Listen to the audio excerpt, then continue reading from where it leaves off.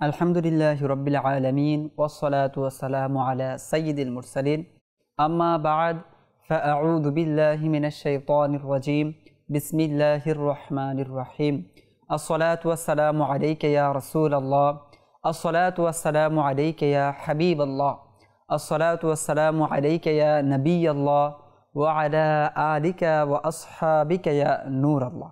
মাদানী চ্যানেলের দর্শকবৃন্দ, দেশ ও দেশের বাইরে থেকে, কাছে কিংবা দূরে থেকে যারাই আমাদের সাথে রয়েছেন, মাদানী চ্যানেলের সাথে আছেন, আপনাদের পছন্দনীয় অনুষ্ঠান সাহাবায়ে কেরাম আলাইহিমুর রিদওয়ান এর বিশেষত্ব এর সাথে আছেন, সবাইকে জানায় আন্তরিক মুবারকবাদ ও শুভেচ্ছা। প্রতি অনুষ্ঠানের ন্যায় আজও ইনশাল্লাহ আমরা এক প্রখ্যাত সাহাবী রাসূল সাল্লাল্লাহু আলাইহি ওয়াসাল্লাম এর জীবনী ও কিছু বৈশিষ্ট্য এবং তার মাধ্যমে বর্ণিত কিছু ফিতনা সম্পর্কে জানার চেষ্টা করব। আজ আমরা যে সাহাবী রাসূল সাল্লাল্লাহু আলাইহি ওয়াসাল্লামের জীবনী শুনব, তিনি অসংখ্য ফিতনা, অসংখ্য বিপদ আপদ এবং অসংখ্য মানুষের প্রাকৃতিক অবস্থা সম্পর্কে জানতেন। জি, তিনি আর কেউ নন, তিনি হচ্ছেন সিররে রাসূল অর্থাৎ হযরত সাইয়েদুনা হুযায়ফা বিন ইয়ামান রাদিয়াল্লাহু তাআলা আনহু। যে আমরা তার যে বর্ণিত যে বিষয়গুলো রয়েছে এবং তার যে বৈশিষ্ট্য গুণাবলী রয়েছে সেই বিষয়গুলো জানবার পূর্বে আসুন একটি দুরূদ শরীফের ফজিলত শ্রবণ করে নিই। প্রিয় নবী রাসূল আরবি সাল্লাল্লাহু আলাইহি ওয়াসাল্লাম ইরশাদ করেন, ইন্না লিল্লাহি মালাইকাতান সাইয়াহিনা ফিল আরদি ইউবাল্লিগুনা আন উম্মাতিস সালাম। অর্থাৎ যে নিশ্চয়ই আল্লাহ পাকের এমন কিছু ফেরেশতা রয়েছে সাইয়াহিনা ফিল আরদ, যারা জমিনে বিচরণ করে, কেন? ইউবাল্লিগুনি আন উম্মাতিস সালাম, যেন আমার উম্মতের সালাম আমার নিকট পৌঁছে দিতে পারে। অর্থাৎ আল্লাহ তাআলার পক্ষ থেকে এই সকল ফেরেশতারা দুনিয়ায় এই জন্যই নিযুক্ত হয়েছে যে দুনিয়ার কোন প্রান্ত থেকে, কোন জায়গা হতে, সে বাঙালি হোক, সে পাকিস্তানি হোক, সে ভারতী হোক বা যে কোনো রাষ্ট্রের হোক, যখন সে দুরুদ পড়বে, সালাম পড়বে, সেই ফেরেশতারা হুজুর সাল্লাল্লাহু আলাইহি ওয়াসাল্লামের নিকট সেই ব্যক্তির দুরুদ সালাম পৌঁছে দেয়। সুতরাং আমরা ওই অনুষ্ঠানের বরকতে একবার দুরূদ শরীফ পাঠ করে নিই। সল্লু আলাল হাবিব সাল্লাল্লাহু তাআলা আলা মুহাম্মদ সাল্লাল্লাহু আলাইহি ওয়াসাল্লাম।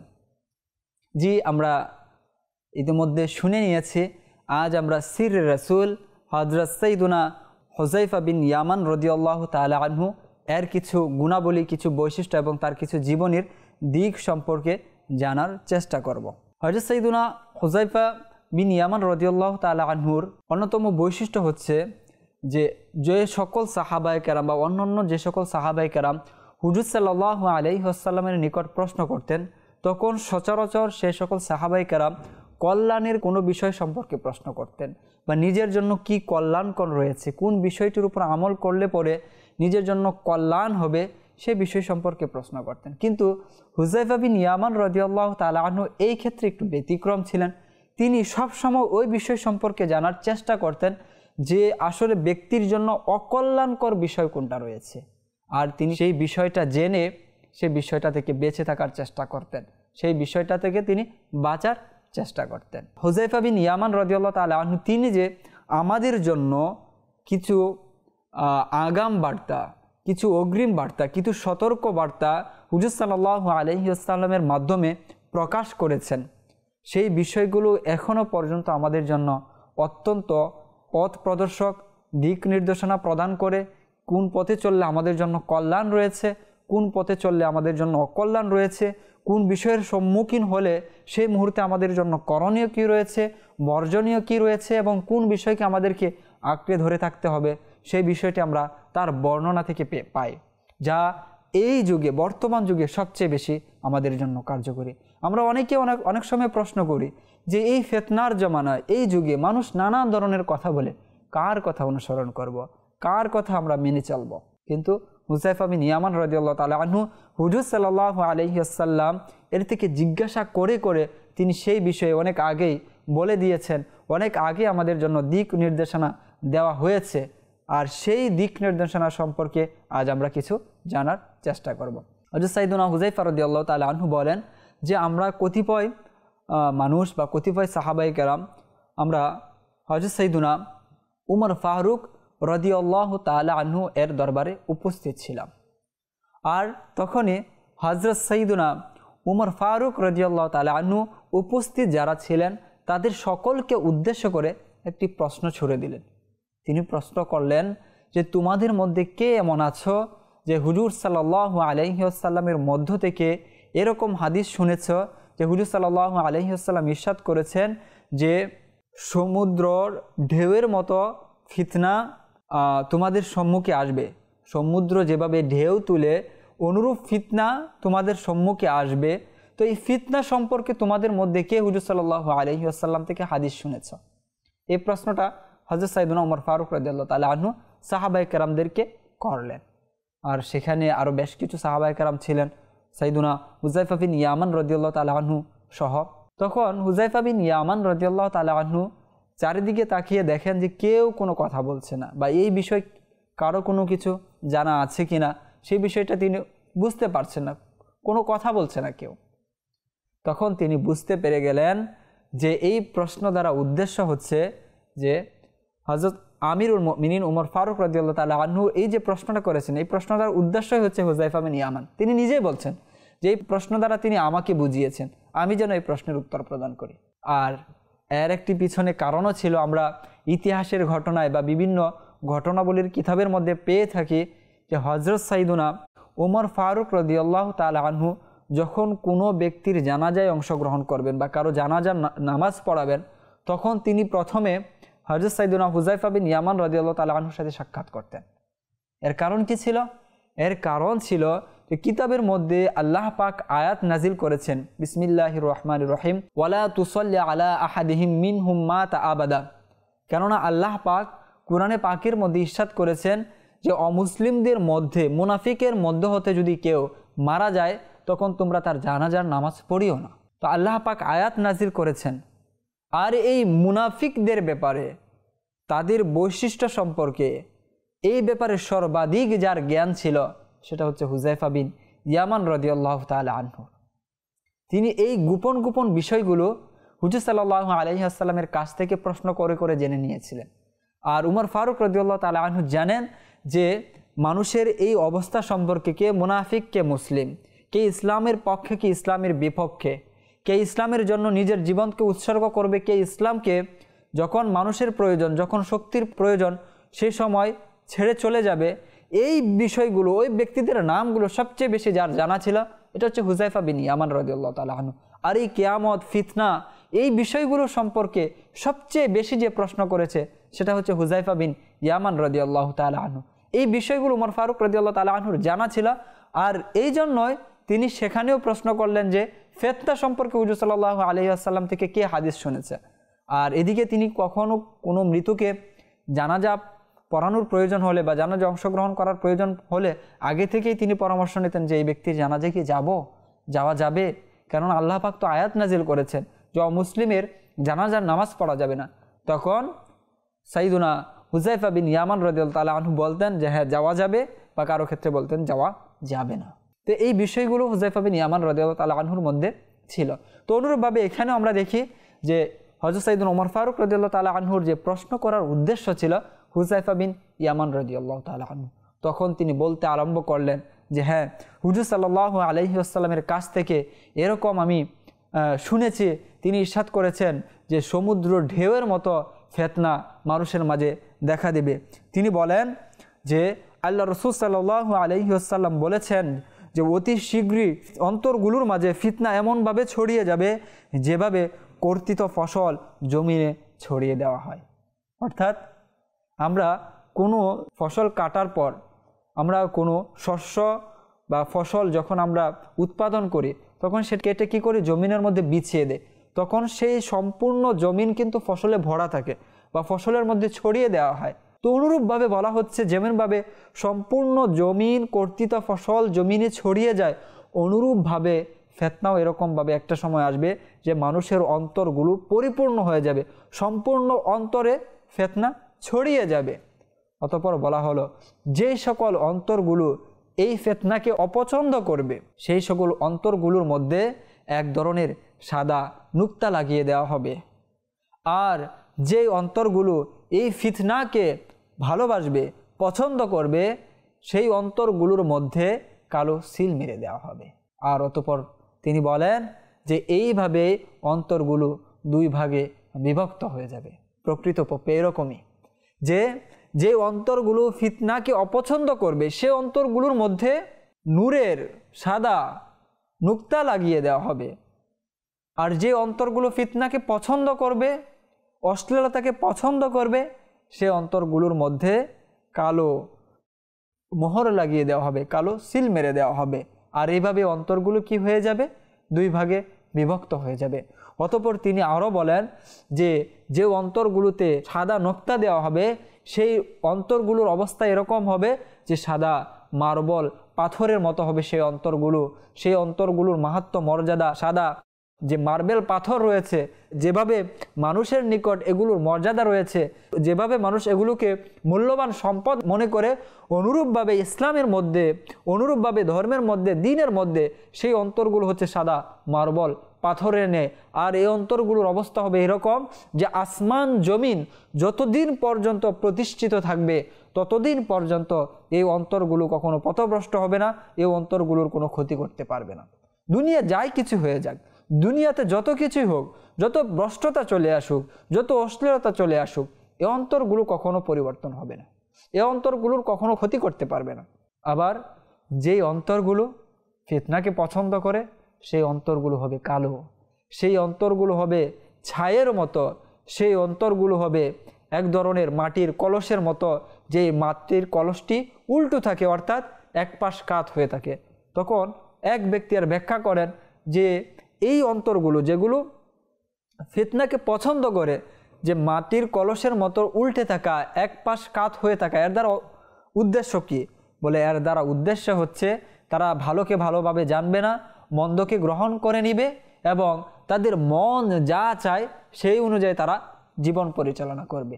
এর দ্বারা উদ্দেশ্য হচ্ছে এটাই। পরবর্তীতে হযরত সাইয়েদনা হুযায়ফা বিন ইয়ামান রাদিয়াল্লাহু তাআলা আনহু আরও বলেন, ওমর ফারুক রাদিয়াল্লাহু তাআলা আনহুকে সম্বোধন করে, হে আমিরুল মুমিনিন, আপনি এবং এই ফিতনার মধ্যে একটি মাত্র বন্ধ দরজা রয়েছে। আপনি এবং এই ফিতনার মধ্যে, অর্থাৎ অন্তরায় হয়ে দাঁড়িয়ে আছে একটি মাত্র বন্ধ দরজা, আর সেই দরজাটি অতি শীঘ্রই ভেঙে ফেলা হবে।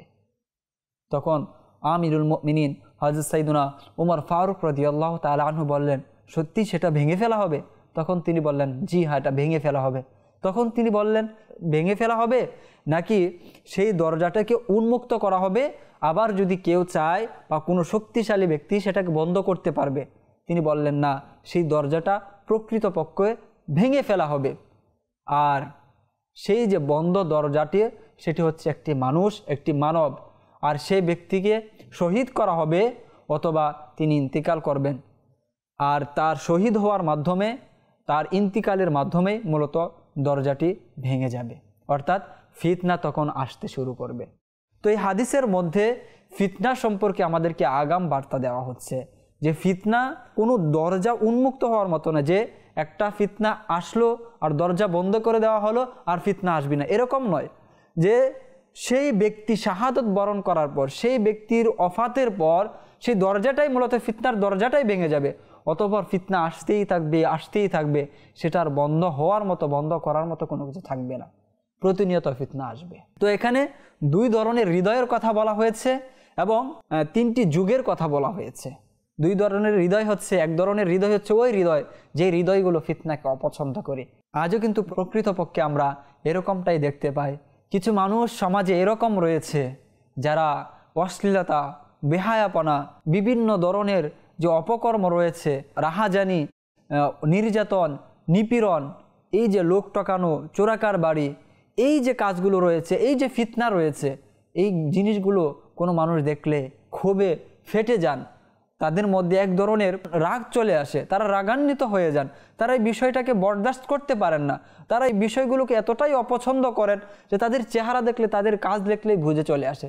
যেমনটা আমির আহলে সুন্নাত দামাত বারকাতুহুল আলিয়া, তার জীবনী যদি দেখি, তিনি ফিতনাকে কতটা অপছন্দ করেন, যে ফিতনার মধ্যে যেন মানুষ না পড়ে যায়, নিজের জীবনকে তিনি উৎসর্গ করে দিয়েছেন ইসলামের জন্য। তার ডাকে সাড়া দিয়ে অসংখ্য মানুষ ফিতনা থেকে আজ বেঁচে চলেছে। তো এক ধরনের মানুষ এরকম পাওয়া যায়, তাদের হৃদয়টা একদম মার্বেল পাথরের মতো, যেই হৃদয়গুলো আসমান ও জমিন যতদিন প্রতিষ্ঠিত আছে এই হৃদয়গুলোকে কখনো কোনো কিছু ক্ষতি করতে পারবে না।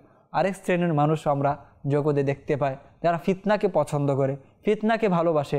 ফিতনা হলে পরে তাদের মধ্যে এক ধরনের আনন্দ কাজ করে, সমাজে সেই বিষয়টা ছড়িয়ে দেওয়ার চেষ্টা করে। তো এই ধরনের মানুষ যারা রয়েছে তাদের হৃদয়ের কথা বলা হয়েছে যে তাদের হৃদয় হচ্ছে কালো, তাদের হৃদয় হচ্ছে ছায়ের মতো, তাদের হৃদয় হচ্ছে যে এইরকম একটি মাটির কলসির মতো, যে কলসিটা উল্টো হয়ে রয়েছে।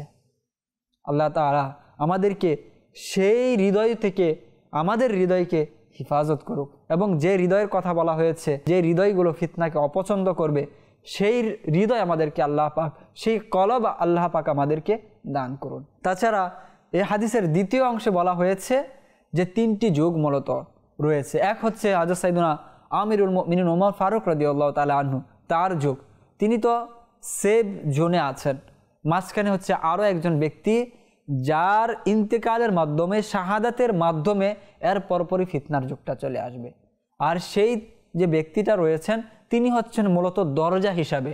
তার যুগটা হচ্ছে ফিতনা বন্ধ বা ফিতনা আসার আগ পর্যন্ত যুগ। তিনি যখন শাহাদাত বরণ করবেন অতবার ফিতনা আসতে থাকবে, আসতে থাকবে। আর সেই যুগটাও অতিবাহিত হয়ে গিয়েছে এবং ফিতনা আমাদের কাছে প্রতিনিয়ত আসছে, আসছে, আসছে। আমরা দেখছি আপনার ফিতনায় জর্জরিত।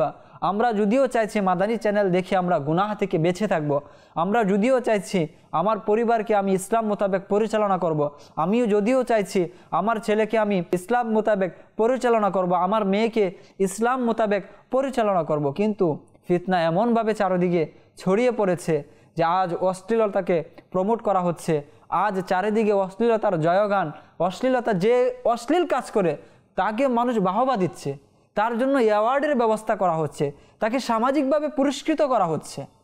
আর এই বিষয়গুলোকে, ফিতনাগুলোকে মানুষ অর্জন করার জন্য দিন রাত লেগে আছে। তো ফিতনাটা কিভাবে আমাদের মাঝে আজ ছড়িয়ে পড়েছে তার একটা নমুনা আমরা দেখতে পাচ্ছি। আর তার মধ্য থেকেও যারা নিজেদেরকে হেফাজত করতে পারছে তাদের অন্তরগুলো হচ্ছে সেই সাদা মার্বেল পাথরের মতো, যে মার্বেল পাথরের মূল্য আমাদের কাছে আছে, তাদের অন্তরগুলোর মূল্য আল্লাহ পাকের কাছে রয়েছে। আল্লাহ পাক আমাদেরকে ফিতনা থেকে বাঁচার তৌফিক দান করুন। হযরত সাইয়েদুনা হুযায়ফা বিন ইয়ামান রাদিয়াল্লাহু তাআলা আনহু, যে ফিতনা যে এরকমভাবে আসবে এবং এর মধ্যে অন্যতম একটি ফিতনা হচ্ছে আমানতদারিতা উঠে যাবে, আমানতদারিতা চলে যাবে। তো তিনি সেই বিষয়ে বলেন যে হুজুর সাল্লাল্লাহু আলাইহি ওয়াসাল্লাম আমাদের 2টি বিষয় ইরশাদ করেছেন। ইতিমধ্যে আমি একটি বিষয় তো দেখে নিয়েছি, আরও একটি বিষয়ের অপেক্ষায় আমি রয়েছি। হুযায়ফা বিন ইয়ামান রাদিয়াল্লাহু তাআলা আনহু এই কথা বলার পর তিনি বলেন যে হুজুর সাল্লাল্লাহু আলাইহি ওয়াসাল্লাম প্রথম যে বিষয়টি বলেছেন সেই বিষয়টি হচ্ছে যে মানুষের অন্তরের মধ্যে আমানতদারিতা ঢুকিয়ে দেওয়া হয়েছে এবং অতঃপর মানুষ কুরআন ও হাদিসের শিক্ষা অর্জন করেছে। তোর মধ্যে একটি বিষয় তো হুজুর সাল্লাল্লাহু আলাইহি ওয়াসাল্লাম ইরশাদ করে দিয়েছেন যে আমানতদারিতা মানুষের অন্তরের মধ্যে ঢুকিয়ে দেওয়া হয়েছে, অতঃপর মানুষকে কুরআন ও হাদিসের শিক্ষা দেওয়া হয়েছে। তবে এর পরবর্তীতে যে বিষয়টি হচ্ছে আমানতদারিতা মানুষের অন্তর থেকে ছিনিয়ে নেওয়া হবে। আর সেটা হবে এভাবে যে মানুষ গাফলাতের ঘুমে ঘুমিয়ে থাকবে, অতঃপর মানুষের অন্তরে কালো সিল মেরে দেওয়া হবে। আর সেই সিলটা হবে মূলত একটি ফুসকার ন্যায়। যেমনভাবে হুজুর সাল্লাল্লাহু আলাইহি ওয়াসাল্লাম উদাহরণ দিয়ে বুঝাচ্ছেন, যেমনভাবে জ্বলন্ত ওয়াঙ্গার যদি তোমাদের পায়ে লাগে আর সেখানে ফুসকা পড়ে যায়, অনুরূপভাবে মানুষের অন্তরে ওইরকম একটা ফুসকা তৈরি হবে যে আগুনে লাগার কারণে যে ফুসকা তৈরি হয়েছে তার ভিতরে যেমন কিছু নেই, অনুরূপভাবে তখন মানুষের অন্তরের মধ্যেও কিছু থাকবে না। অতঃপর তিনি বলেন যে মানুষের অন্তরের মধ্যেও কোনো কিছু থাকবে না, মানুষের নিকট আমানত রাখা হবে, মানুষ সেটা অস্বীকার করবে। এমনকি মানুষ ওই সময়ের মধ্যে এসে উপনীত হবে একজন শানদার আলিমে দিন, যুগশ্রেষ্ঠ আলিম মনে করবে, জগৎ বিখ্যাত আলিম মনে করবে, তাকে জবরদস্ত আলিম মনে করবে, অথচ তার মধ্যে ইমানের ছিটাফোঁটাও থাকবে না। আল্লাহু আকবার। হুজুর সাল্লাল্লাহু আলাইহি ওয়াসাল্লাম কি বলছেন যে এমন একটা যুগ আসবে যে যুগের মধ্যে মানুষ গফলাতের ঘুমে ঘুমাবে, তাদের অন্তরগুলো কালো হয়ে যাবে আর তাদের অন্তরগুলো কালো হবে কীরকমভাবে? ফুসকার মতো। যেভাবে জ্বলন্ত অঙ্গার যদি পায়ে লাগে ফুসকা তৈরি হয়, ওইরকম ফুসকার মতো হবে। এবং তখনকার যুগের যারা আলিম হবে তাদের সেই আলিমের অবস্থা এরকম হবে যে মানুষ তো বাহবা দিবে, মানুষ তো তার প্রশংসা করবে, মানুষ তো বলবে এ তো আমাদের আমির রয়েছে, এ তো আমাদের পথ প্রদর্শক রয়েছে।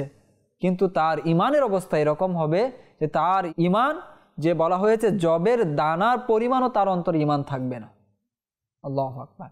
প্রকৃতপক্ষে যদি আমরা আমাদের চারপাশ আজকে যদি দেখি, আমানতদারিতা চলে গিয়েছে। এক তো হচ্ছে টাকা পয়সার আমানতদারিতা, এক তো হচ্ছে কথার আমানতদারিতা, আরেক হচ্ছে ইলিম জ্ঞানের আমানতদারিতা। জি হ্যাঁ, জ্ঞানেরও আমানতদারিতা রয়েছে।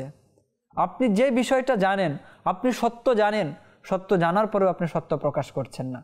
আপনি জানেন আল্লাহ এবং হুজুর সাল্লাল্লাহু আলাইহি ওয়াসাল্লামের প্রতি একজন বান্দার আকীদা কীরকম হওয়া উচিত, কিতাবের মধ্যে সেই বিষয়গুলো বর্ণনা করা হয়েছে, কিন্তু আপনি কি করছেন? গোলামি করার জন্য, নিজের মত প্রতিষ্ঠা করার জন্য, যে কোনো একটি দলের কথাকে আপনি প্রচার করার জন্য, কোরআন হাদিসের কথাকে প্রচার করার জন্য নয়।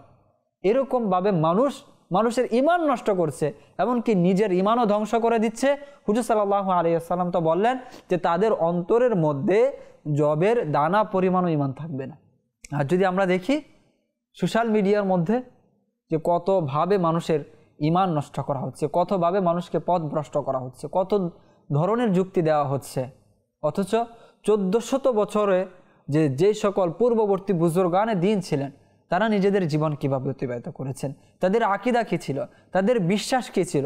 শুধুমাত্র একটা উদাহরণ যদি আমরা নিয়ে নেই, যে সকল আউলিয়া কেরামের জীবনী আমরা পড়ি, তারা প্রত্যেকেই কিন্তু কারো না কারো মুরিদ ছিলেন। তারা কারো না কারো পীরের মাধ্যমে তারা নিজেদের জীবন কি করেছেন? পরিচালনা করার চেষ্টা করেছেন। পীর যে সবক দিয়েছেন সেই সবকগুলো তারা মেনে নেওয়ার চেষ্টা করেছেন। তারা আউলিয়া কেরামের মাজারে যেতেন নসিহত পাওয়ার জন্য, সেখানে যেতেন বরকত লাভের জন্য। আজ দেখা যাচ্ছে সেই বিষয়গুলোকে অমান্য করা হচ্ছে, ভুল বোঝানো হচ্ছে মানুষকে। 1400 বছর ধরে যা হয়ে আসছে সেই বিষয়গুলোকে আজ মিথ্যা বলা হচ্ছে। তো এই যে তারা তো আজ অনেক বড় আলিম আপনার বা যুগের সামনে বা সমাজের সামনে হয়ে আছে, কিন্তু তাদের ব্যাপারে হাদিস বলা হচ্ছে যে কিছু মানুষ এরকম হবে, আলিম এরকম হবে যে তারা নিজেদের নাম কামানোর জন্য, আলাদাভাবে দল তৈরি করার জন্য, সুনামের জন্য কি করবে? এভাবে মানুষদেরকে পথভ্রষ্ট করবে এবং তাদের অন্তরে জবের দানা পরিমাণও ইমান থাকবে না। সুতরাং আমাদের উচিত হচ্ছে আমরা যখন বয়ান শুনি, আমরা যখন আমলের ব্যাপারে শুনি, আমরা যখন আকীদার ব্যাপারে শুনি, তখন অবশ্যই আমাদেরকে দেখতে হবে যে সকল আমল আমাদের বুজুর্গানে দিন করেছেন, যে সকল আকীদা আমাদের বুজুর্গানে দিন লালন করেছেন, যেই বিষয়গুলো তারা অবলম্বন করেছেন, সেই বিষয়গুলোর সাথে তার কথা কি মিল আছে নাকি অমিল আছে, সেই বিষয়গুলো অবশ্যই আমাদেরকে একটু হলেও যাচাই করতে হবে। নয়তো আমরা কি হয়ে যাব? আমরাও সে ভুল পথে পা বাড়াবো, আমরাও সেই ভুলের মধ্যে চলে যাব। এই সংক্রান্ত আরও একটি হাদিস আমরা জানার চেষ্টা করি যে হযরত সাইয়্যিদুনা হুযায়ফা বিন ইয়ামান রাদিয়াল্লাহু তাআলা আনহু তিনি বলেন যে মানুষ তো হুজুর সাল্লাল্লাহু আলাইহি ওয়াসাল্লামের নিকট কল্যাণের বিষয়ে প্রশ্ন করত, কিন্তু আমি হুজুর সাল্লাল্লাহু আলাইহি ওয়াসাল্লামের নিকট সর্বদা যে আমাদের কোন বিষয় থেকে বেঁচে থাকা উচিত, অকল্যাণকর কোন বিষয়টি আমাদের জন্য, সেই বিষয় সম্পর্কে প্রশ্ন করতাম। তো অনুরূপভাবে হুজুর সাল্লাল্লাহু আলাইহি ওয়াসাল্লামকে একদা আমি প্রশ্ন করলাম, ইয়া রাসূলুল্লাহ, ইয়া হাবিবাল্লাহ, আমরা ভুলের মধ্যে ছিলাম আপনি আসার পূর্বে, আমরা নানা ধরনের যে আল্লাহ যে বিষয় অপছন্দ করেন সেই বিষয়গুলোর মধ্যে আমরা লিপ্ত ছিলাম, কিন্তু আপনি এসেছেন, ইসলামের দাওয়াত দিয়েছেন, আমরা সত্য পেয়েছি। এই যে কল্যাণ আমরা পেয়েছি, এই কল্যাণের পর আবারও কি অকল্যাণকর কোনো বিষয় আসবে? তখন হুজুর সাল্লাল্লাহু আলাইহি ওয়াসাল্লাম বলেন যে হ্যাঁ, অকল্যাণকর বিষয় আবার আসবে। তখন তিনি আবার বললেন, এই অকল্যাণের পর আবারও কি কোনো কল্যাণ আসবে? তখন হুজুর সাল্লাল্লাহু আলাইহি ওয়াসাল্লাম বললেন, হ্যাঁ, এই অকল্যাণের পর আবারও কল্যাণ আসবে, তবে তার মধ্যে ত্রুটি থাকবে, তার মধ্যে ময়লা থাকবে। আর সেই ত্রুটিটা হচ্ছে যে মানুষ যেই বিষয়গুলো আমার সুন্নত নয় সেইগুলোকে মানুষ সুন্নত হিসেবে গ্রহণ করবে, মানুষ ভালো কোনো কিছু কাজ করবে, তার পাশাপাশি আবার মন্দ কাজও করবে। তখন হযরত সাইয়্যিদুনা হুযায়ফা বিন ইয়ামান রাদিয়াল্লাহু তাআলা আনহু তিনি বললেন, এই কল্যাণের পরও কি কোনো অকল্যাণ আসবে? তখন হযরত সাইয়েদনা হুযায়ফা বিন ইয়ামান রাদিয়াল্লাহু তাআলা আনহুর প্রশ্নের উত্তরে হুজুর সাল্লাল্লাহু আলাইহি ওয়াসাল্লাম আমাদের জন্য যে পথ প্রদর্শক, আমাদের জন্য যে দিক নির্দেশনা, এই যুগে এসে আমাদের জন্য করণীয় কি রয়েছে সেই বিষয়ে মূল্যবান একটি নসিহত করেন, আমাদের জন্য শিক্ষা এর মধ্যে রয়েছে। তখন হুজুর সাল্লাল্লাহু আলাইহি ওয়াসাল্লাম হুযায়ফা বিন ইয়ামান রাদিয়াল্লাহু তাআলা আনহুকে বলেন যে ওই মুহূর্ত আসবে, সর্বশেষ অকল্যাণ যখন আসবে, তখন মানুষের অবস্থা এরকম হবে যে জাহান্নামের দরজায় দাঁড়িয়ে অপর ব্যক্তিকে সে কল্যাণের দাওয়াত দিবে। সে নিজে যে জাহান্নামের দরজায় দাঁড়িয়ে আছে তার মধ্যে সেই হুঁশ থাকবে না, চেতনা থাকবে না। সে বরং অন্যদেরকেও বলে যে আমি যে জাহান্নামের দরজা দাঁড়িয়ে আছি, এটা জাহান্নামের দরজা নয়, এটা জান্নাতের দরজা, এটা জান্নাতের পথ। আর যারা তার কথায় লাব্বাইক বলবে, তার দাওয়াতে সাড়া দিবে, তারাও জাহান্নামের গর্তে গিয়ে প্রবেশ করবে, তারাও জাহান্নামের মধ্যে গিয়ে ঢুকবে। তখন হযরত সাইয়েদনা হুযায়ফা বিন ইয়ামান রাদিয়াল্লাহু তাআলা আনহু বলেন, ইয়া রাসূলুল্লাহ, ইয়া হাবিবাল্লাহ, সেই যুগ যদি আমি পেয়ে যাই আমার জন্য করণীয় কি? তখন হুজুর সাল্লাল্লাহু আলাইহি ওয়াসাল্লাম বলেন যে তুমি যদি সেই যুগ পেয়ে যাও, তখন তোমার জন্য করণীয় হচ্ছে যে যেই ব্যক্তি জামাতের সাথে আছে, যারা একত্রিত হয়ে আছে, যারা দলবদ্ধ হয়ে আছে এবং যাদের ইমাম রয়েছে, ইমাম যা বলে দলবদ্ধ হয়ে যারা রয়েছে সেই দলে তোমার অন্তর্ভুক্ত হওয়া। তারা যা করছে, তারা যেই পথের মধ্যে আছে, মতে আছে, সেই পথ ও মত অনুযায়ী চলা। তখন তিনি বলেন যে ওই যুগটাও যদি হারিয়ে যায়, ইমাম না থাকে বা মুসলিমদের যে ঐকমত্য হওয়া, দলবদ্ধ হওয়া, দলগত হয়ে কাজ করা, সেই বিষয়টিও যদি না থাকে, তাহলে আমি কি করব। তখন তিনি বলেন তখন তোমার করণীয় হচ্ছে এই সকল ব্যক্তি যারা রয়েছে, যারা আমরা যে বলা হয়েছে জাহান্নামের কিনারায় দাঁড়িয়ে মানুষদেরকে কি করবে, জাহান্নামের দিকে আহ্বান করবে আর বলবে এটা কল্যাণের দিক, এই সকল ব্যক্তি থেকে বেঁচে থাকতে হবে। তখন তোমার যদি এই বেঁচে থাকার তাগিদে মৃত্যুর আগ পর্যন্ত গাছের শিকড় চিবিয়েও থাকতে হয়, তাহলে তোমাকে তখন সেটাই করতে হবে। সুতরাং আমাদের জন্য তো খুশখবরই এই দিক থেকে যে আমাদের ইমাম রয়েছে, আমাদের দল রয়েছে, আমরা আহলে সুন্নত ওয়াল জামাতের আকীদায় বিশ্বাসী। আর যদি পৃথিবীতে দেখা হয় যে আহলে সুন্নত ওয়াল জামাতের আকীদাদারী যারা রয়েছে, আহলে সুন্নত ওয়াল জামাতের ব্যাপারে হুজুর সাল্লাল্লাহু আলাইহি ওয়াসাল্লাম যে পূর্ব ঘোষণা দিয়েছিলেন যে একটি মাত্র দল হবে যারা সত্য পথে থাকবে, যারা পথভ্রষ্ট হবে না, সেই দলটির নাম হচ্ছে আহলে সুন্নত ওয়াল জামাত। আজ যদি আমরা পুরো বিশ্বের মধ্যে মুসলমানদের হিসাব করি, গণনা করি, আমরা যদি দেখি ইমাম আজম আবু হানিফা রহমাতুল্লাহ তাআলা আলাই, আমরা যদি দেখি ইমাম শাফি রহমাতুল্লাহ তাআলা আলাই, আমরা যদি দেখি যে ইমাম মালিক, ইমাম আহমদ ইবনে হাম্বাল, এই যে যুগশ্রেষ্ঠ যে সকল আলিম রয়েছেন, ইমাম বুখারী, ইমাম মুসলিম, ইমাম তিরমিজি, ইমাম নাসাই, তাদের আকীদা এবং তাদের বিশ্বাস যা ছিল, আমাদের বিশ্বাস সেটাই। তারা যে বিষয়গুলোকে মান্য করেছেন, যেই বিষয়গুলোকে অনুসরণ করেছেন, তারা যা পালন করেছেন আমরাও তাই করছি। এমনকি আমাদের জন্য আরও বেশি খুশির বিষয় হলো যে আমরা দাওয়াতি ইসলামের মতো একটি সুসংহত সংগঠন পেয়েছি, যেখানে ইমাম রয়েছে, আমাদের ইমাম হচ্ছে আমির আহলে সুন্নত দামাত বারকাতুহুমুল আলিয়া। তিনি আমাদেরকে যেভাবে দিক নির্দেশনা দিচ্ছেন, আমাদের উলামায়ে কেরাম রয়েছেন, মুফতি কাসিম সাহেব রয়েছেন, মুফতি হাসান সাহেব রয়েছেন, আরও অসংখ্য উলামায়ে কেরাম রয়েছেন, তারা আমাদেরকে দিক নির্দেশনা দিচ্ছেন আর আমরা সেভাবে চলার চেষ্টা করছি। এই জন্য আমাদের জন্য যারা মাদানী চ্যানেল দেখছি, অবশ্যই অবশ্যই আমি আপনাদেরকে বলবো এই ফিতনা থেকে বেঁচে থাকার জন্য এই সংগঠন দাওয়াত ইসলামীকে অবশ্যই আপনাদেরকে আঁকড়ে ধরে রাখতে হবে। হুজুর সাল্লাল্লাহু আলাইহি ওয়াসাল্লাম যে ভবিষ্যৎবাণী করেছিলেন, যে ফিতনার ব্যাপারে যে আগাম পয়গাম দিয়েছিলেন, ভবিষ্যৎবাণী করেছিলেন, সেটার যদি আমরা গ্রহণ করতে চাই তো এর অন্যতম একটি মাধ্যম হচ্ছে দাওয়াতি ইসলামী। আল্লাহ পাক আমাদেরকে ফিতনা থেকে বেঁচে থেকে দাওয়াতি ইসলামীর সাথে থেকে নেক আমল করার তৌফিক দান করুন, জীবন অতিবাহিত করার তৌফিক দান করুন। আমিন বিজাহিন নবিয়িল আমিন। সাল্লু আলাল হাবিব সাল্লাল্লাহু তাআলা আলা মুহাম্মদ সাল্লাল্লাহু আলাইহি ওয়াসাল্লাম।